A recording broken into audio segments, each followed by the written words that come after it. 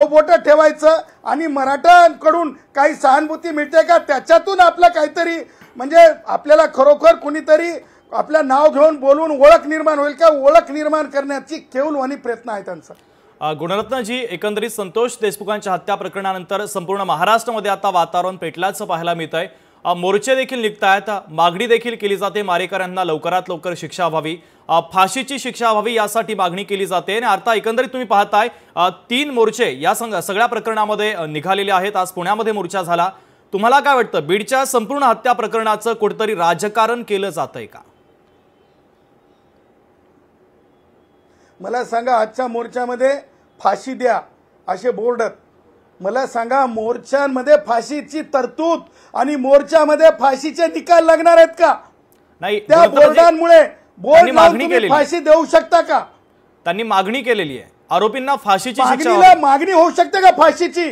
मला मला मला लोकशाहीच्या चॅनलच्या माध्यमातून लोकशाहीच्या पाळामुळ्याच्या आधारावर बोलतो की अशा प्रकारची म्हणजे चौकशीच्या आधी फाशी द्या अशी कसं काय होऊ शकत? आणि ते बोर्ड लावून आणि मग त्याचा अर्थ इन्फ्लुएन्स टू द स्टेट म्हणजे राज्य सरकारला आपण मजबूर करून याला अटक करा त्याला अटक करा, हे चालू शकते का कायदेशीर दृष्ट्या? याला फाशी द्या त्याला फाशी द्या आणि दिलीच पाहिजे असं चालू शकते का? आणि मला सांगा त्या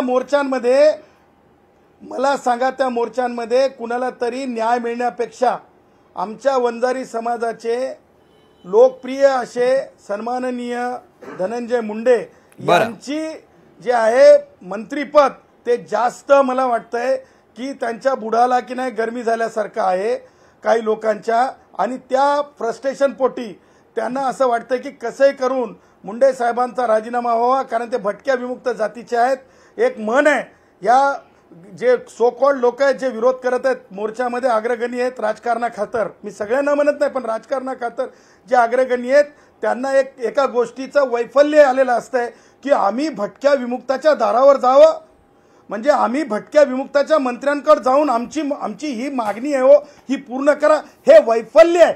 हे जे आहे ना ही चाकोरी आहे आणि ह्या चाकोरीतून बरेच वेळेस मग ब्राह्मण म्हणून कोणाला टार्गेट केलं जातंय, मग कुणाला भटका विमुक्त म्हणून टार्गेट केलं जातंय, मग कुणाला माळी म्हणून कुणाला टार्गेट केलं जातंय। ही अशी जी माणसं आहेत ना ही पावशेरी पिऊन काम करणारी ह्या सगळ्यांचे हे लक्षणं आहेत आणि त्या लक्षणाची त्यांच्या डोक्यामध्ये बिंबलेली ही राजकीय बिमारी आहे। त्याच्यामुळं तुम्हाला सांगतो हे मोर्चे हे कमी जे आहेत एखाद्याला न्याय मिळण्यासाठी आहेत आणि जास्त जे आहेत स्वतःचं चांग भलं करून घेण्यासाठी आहेत, स्वतःची बडेजाव करण्यासाठी आहेत। गुणरत्नजी, पुढचा महत्त्वाचा मुद्दा आहे की आता धनंजय मुंडेंच्या राजीनाम्याची मागणी केली जाते।